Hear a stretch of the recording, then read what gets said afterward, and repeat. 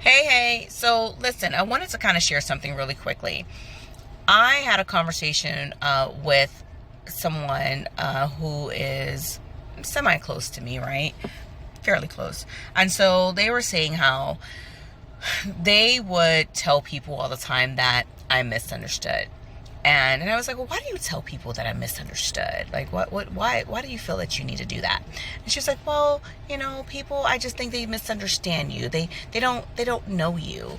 No, she didn't say they didn't know me. She said, well, I think just people just misunderstand you. They misunderstand, how you are. She said, I know you, and they misunderstand you. And I said, well, I would really appreciate if you did me a favor by just letting people know that they don't know me. They don't know me. Because here's the thing. You're trying to represent me. One, didn't really ask you to. But two, if you're going to represent me and if you're trying to help people to get to know me, then one, is best to not let them know that they misunderstood me when in fact they have no idea who I am. Right? And so this is what we tend to do with each other and relationships, and especially in our relationships with God. We try to help people to think that they are misunderstanding God. They are misunderstanding who God is. They are misunderstanding what God does, when the truth is that the reason that they're misunderstanding is because they really just don't know. They don't know who he is. They don't know how he moves. They don't know how he operates, because we first have to get some knowing. And then after we get some knowing, then we can get some understanding. You are always going to misunderstand something until you first get some knowledge. Okay? So this is why I kind of told the individual, please stop telling people that I'm misunderstood, because the truth of the matter is that you're always going to misunderstand when you have no idea who I am. You don't know me. You don't know what I'm about. You've never gotten a chance to get to know me. Because once you get an opportunity to get to know me, get to know who I am, what I represent, how I move, how I think, and why I think the way I do, why I feel the way I do about certain situations and topics, or whatever that is, right? Then you can analyze that information rightfully, analyze that information in certain situations and circumstances, and use that as understanding and apply it rightfully.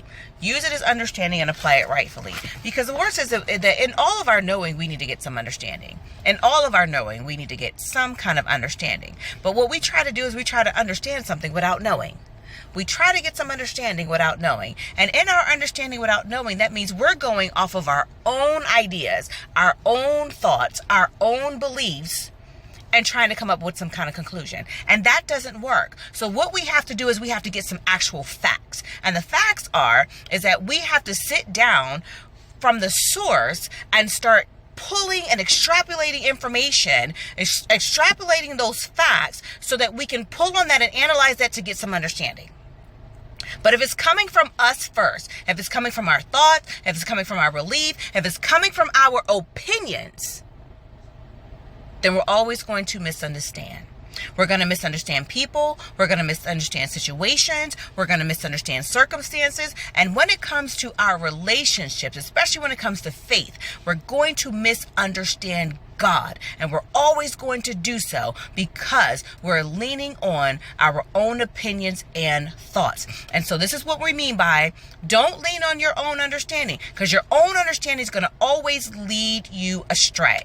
Because if you're leaning on your own understanding without some actual facts, meaning going to the source first, going to the Word of God, sitting with God in prayer, receiving some information from Him and receiving some teaching, then you're always going to go astray. You have to go to the source first. Once you go to the source and get some knowledge, get some facts, then you can analyze that information and get some understanding. Then you can analyze it and get some understanding. And once you get that understanding, then you can begin to move in truth. Then we can start eliminating all the misunderstanding. That's how we can start eliminating the misunderstanding. So as we're going out and we're trying to represent and we're trying to represent other people, we're trying to represent ourselves, we're trying to represent especially our relationships when it comes to Christ, and all you're knowing, make sure you get some understanding. And it starts with knowing the truth. And then when we're trying to get to know the truth, you have to go to the source. You can't lean on yourself. You have to go back to the source. And that source is the word. And if you are already too full of yourself, then you have to sit down in humility, and you have to get some teaching with some individuals who have gotten some training, some deep training, some real training, who understands how to rightly divide the word, how to sit down and understand the historical context of the word, who are not going to sit down and do eisegesis all the time, because that's not how that works. That's not how that works. We like to put ourselves in the situation, in the word all the time, and then think that that's how it applies to everything, but that's not how it applies. What we have to do is understand, when it comes to the word, what was happening?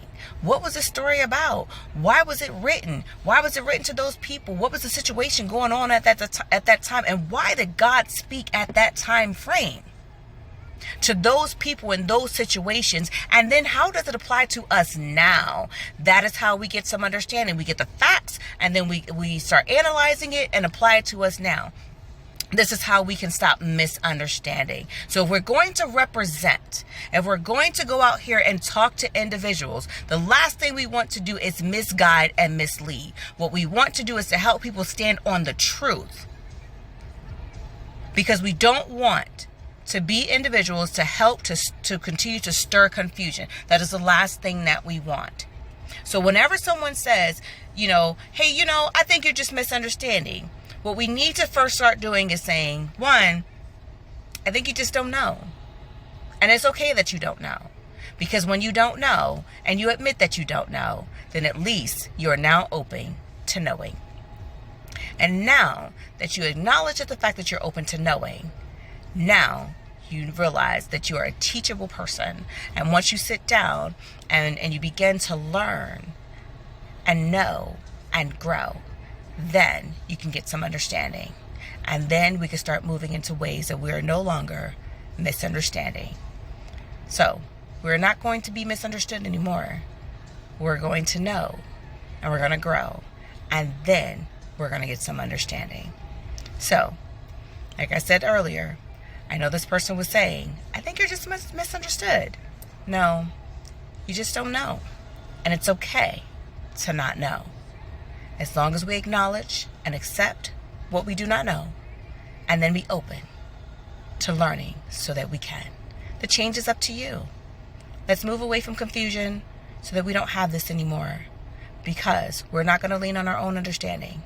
We're going to learn, and then we're going to know, and then we're going to use that and apply it rightfully in the understanding that we have from the knowledge that we gained. Have a wonderful day.